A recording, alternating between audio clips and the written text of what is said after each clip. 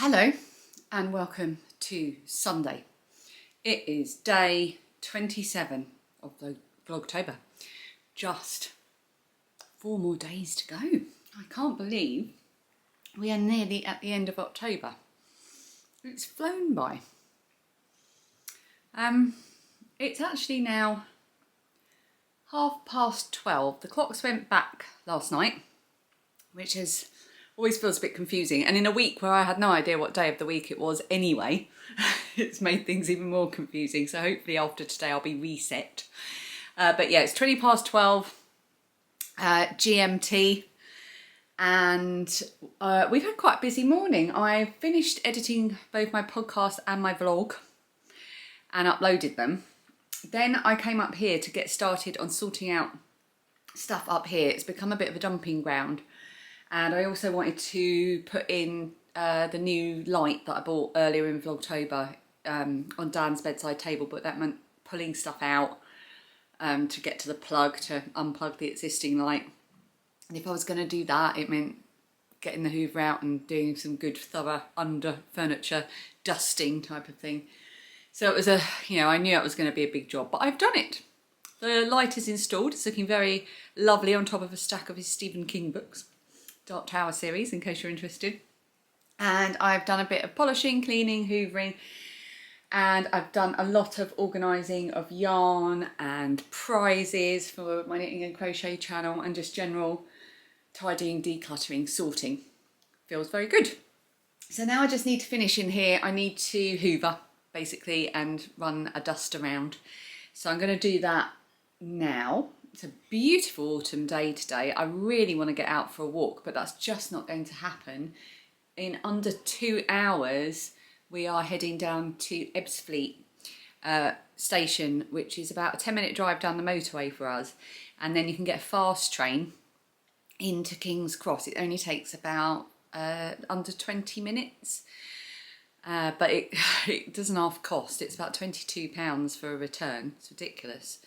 And you do save quite a bit of time. So Dan's going to run us down there. Phoebe wants to come as well. We're just going to get Lilia into London and across to Euston, because she's not done it before by herself. So Dan met her when she came here, and I'm going to take her to show her how to navigate it. And then once she's done that with us, she'll be fine going forward, I think. But Phoebe's going to come just to get out the house and do that. So I'll take you along with me on the high-speed train and show you the dizzying heights of King's Cross St Pancras.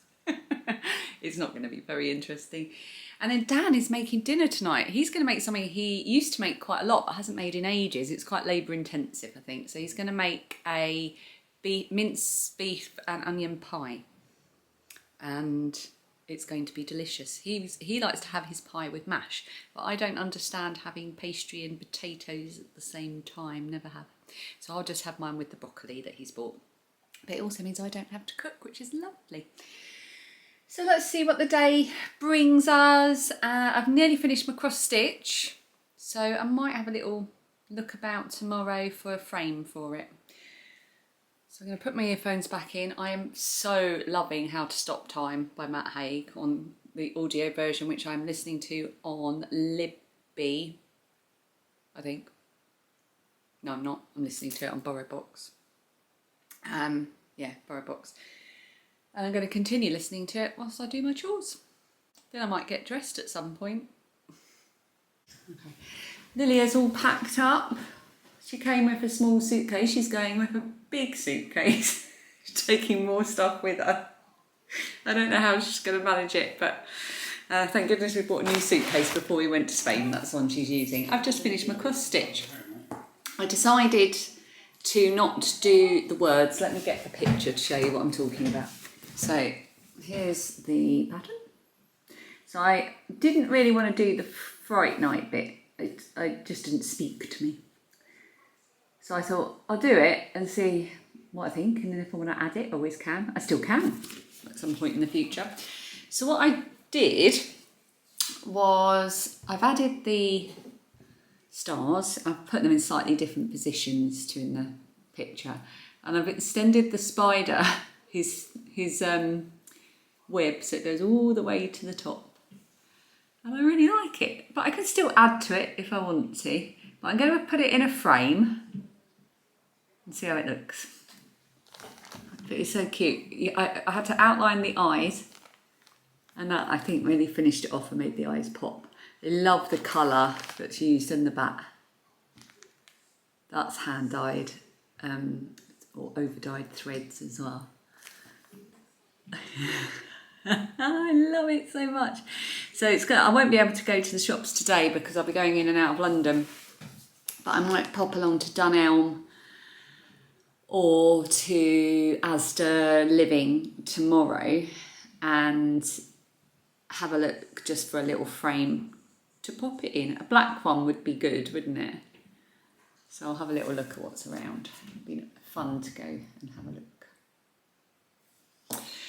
Yeah, so about 20 minutes we're gonna head off to Ebbsfleet to get our tickets and head into London to drop Lilia off, and then Phoebe and I will turn around and come straight back and then come home to a nice pie, the Strictly Results show, and maybe, what with everything done, I might be able to put my feet up and do some crochet or knitting or anything like that. That'll be nice. I need to drink more. I'm going to pour myself a big pint of water, or not a big pint of water, a pint of water.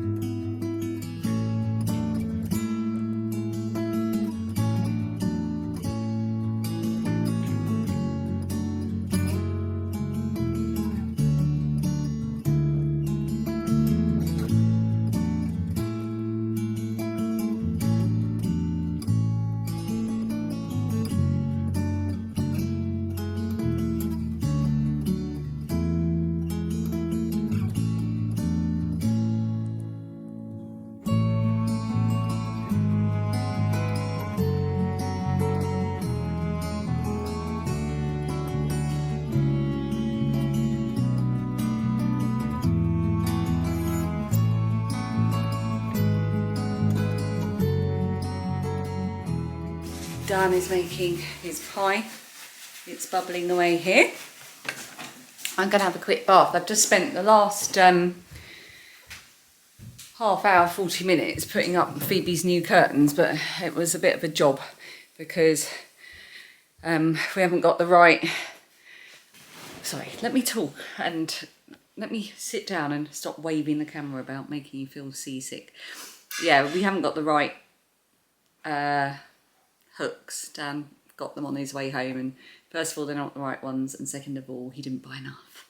So I've got them up as best I can, so she's got curtains for tonight. She's still very pleased with them, but I'm going to need to do a hunt for the correct curtain hooks for the types of curtains she's got. We've got a one where you can open and close it with a cord, because they're white curtains, basically, so she doesn't need to get her grubby makeup covered fingers all over them. Hopefully that'll work.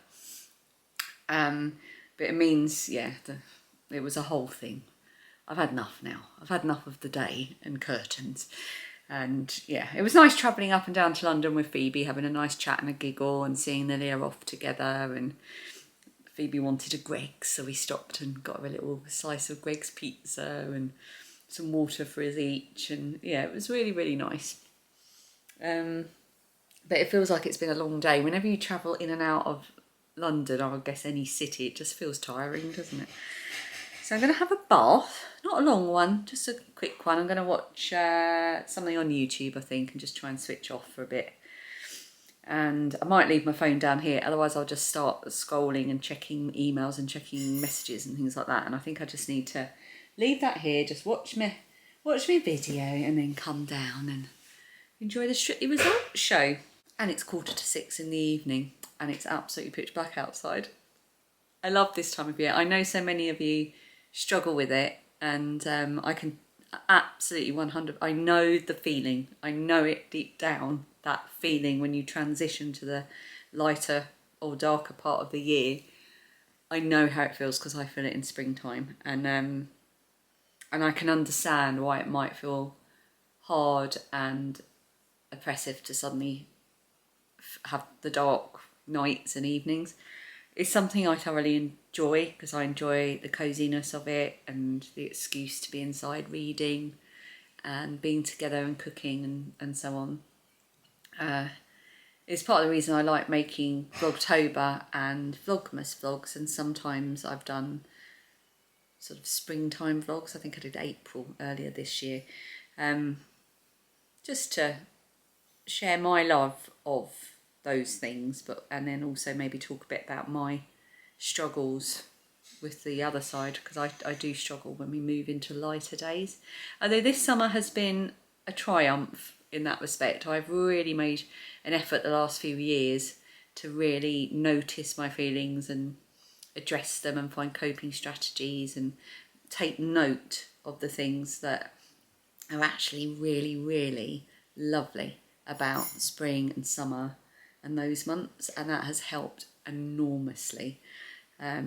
Particularly I've noticed this year that I feel that August is very much like December in the way that it's like a celebratory month. Most people have some time off work, and most people might have a holiday. I'm talking about here in England, and the kids are off school on their long summer break, and it feels like quite celebratory and a bit you can sort of let go a bit like you do over the festive season, if that makes sense. So yeah, I've taken note of that and written that in my sketch journal and things like that. So it's really helped me, and I'm just looking forward to the autumn and winter now. I love the transitional points of the year, the solstices and the clock changes. I mean, I could do without the clock changes, if I'm honest. It's a bit of a pain, isn't it, getting used to it? But this one's easier because you gain an hour rather than lose an hour. Yeah, but then you're adjusting to the daylight as well. I think I shall have my bath and then light some twinkly candles in celebration of the turning point, time-wise, of this part of the year. And I'll come back to you when I'm feeling less poetic and philosophical. Looks nice. I feel like we've had this before. We have. Dad used to make it quite a lot. After our lovely dinner, I lit the candles, and I'm afraid I did not pick the camera up again for the rest of the evening. We just snuggled down and enjoyed the cosy atmosphere, watched the Strictly results, and had an early night. So I'll see you again tomorrow. Thanks so much for watching.